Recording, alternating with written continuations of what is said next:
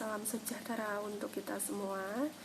Teman-teman, perkenalkan kami dari kelompok 5, saya sendiri, Dina Mariani. Dan juga saya, Indah Febrianti. Dan saya, Putri Istiana Dewi. Kami akan menjelaskan materi mengenai pemeriksaan piutang Dari mata kuliah Auditing 1. Dengan dosen pengampu, Ibu Vina Fitriana, SEMAK.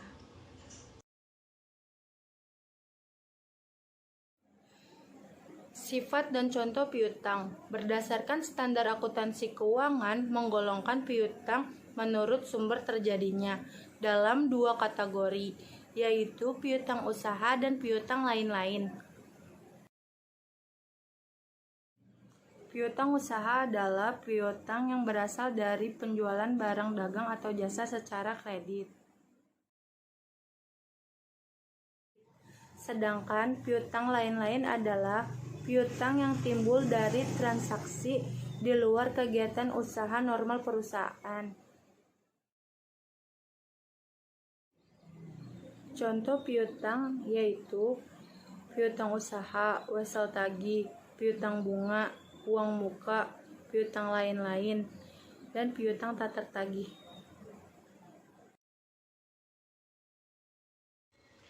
Untuk selanjutnya, mengetahui tujuan pemeriksaan piutang atau audit objektif.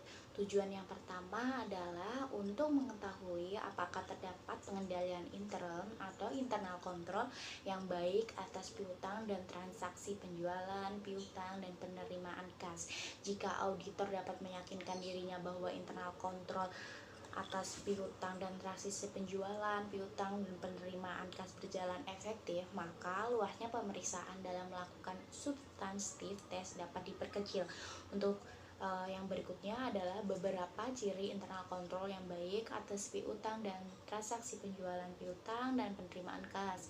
Yang pertama, adanya pemisahan tugas dan tanggung jawab yang melakukan penjualan, mengirimkan barang, melakukan penagihan, memberikan otoritas atas penjualan kredit, membuat faktur penjualan, dan melakukan pencatatan. Untuk yang kedua, formulir yang digunakan bernomor urut tercetak.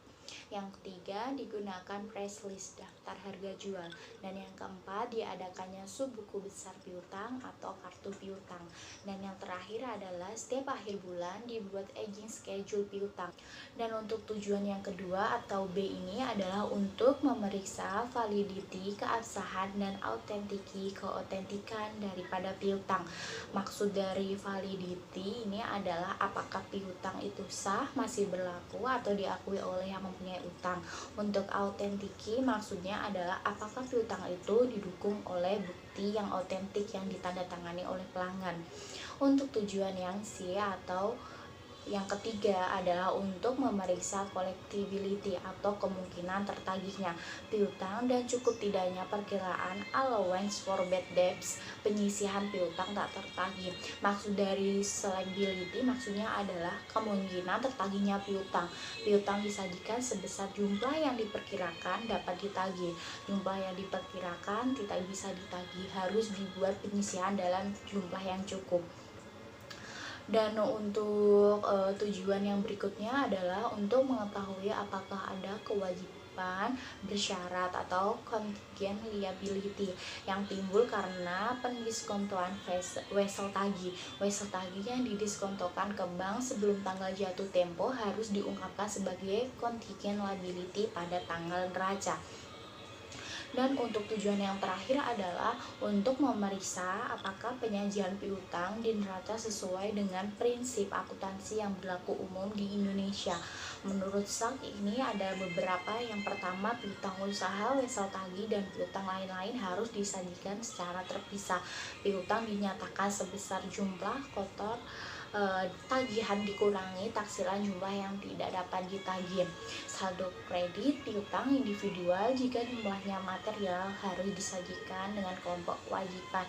Itu menurut beberapa SAK. Untuk yang tujuan terakhir, menjelaskan mengenai prosedur pemeriksaan piutang. Prosedur audit dilakukan dalam rangka mendapatkan bahan-bahan bukti atau audit evidence yang cukup untuk mendukung pendapat auditor atas kewajaran laporan keuangan. Prosedur audit piutang usaha sebagai berikut. Yang pertama adalah pelajari dan evaluasi internal control atas piutang dan transaksi penjualan, piutang dan penerimaan kas. Kemudian yang kedua adalah buat top schedule dan supporting schedule piutang per tanggal neraca. Kemudian yang ketiga adalah minta aging schedule dari piutang usaha per tanggal neraca yang antara lain menunjukkan nama pelanggan atau customer, saldo piutang, umur piutang, dan kalau bisa subsequent collection-nya. Kemudian yang keempat adalah periksa mathematical accuracy-nya dan cek individual balance ke subledger lalu totalnya ke general ledger. Kemudian yang kelima adalah tes cek umur piutang dari beberapa customer ke subledger piutang dan sales invoice. Kemudian yang keenam adalah kirimkan konfirmasi piutang. Kemudian yang ketujuh, periksa subsequent collection dengan memeriksa buku kas dan bukti penerimaan kas untuk periode sesudah tanggal neraca sampai mendekati tanggal penyelesaian pemeriksaan lapangan atau audit fieldwork.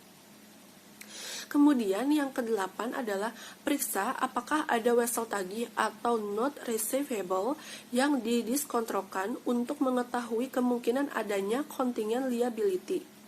Kemudian yang kesembilan adalah periksa dasar penentuan allowance for bad debts dan periksa apakah jumlah yang disediakan oleh klien sudah cukup, dalam arti tidak terlalu besar dan tidak terlalu kecil. 10. Tes sale cut-off dengan jalan memeriksa sales invoice, credit note, dan lain-lain, lebih kurang 2 minggu sebelum dan sesudah tanggal neraca. Kemudian yang ke-11, periksa notulen rapat, surat-surat perjanjian, jawaban konfirmasi bank, dan correspondence file untuk mengetahui apakah ada piutang yang dijadikan sebagai jaminan. Yang ke-12 adalah periksa apakah penyajian piutang di neraca dilakukan sesuai dengan prinsip akuntansi yang berlaku umum di Indonesia atau SAK. Kemudian yang terakhir adalah tarik kesimpulan mengenai kewajaran saldo piutang yang diperiksa.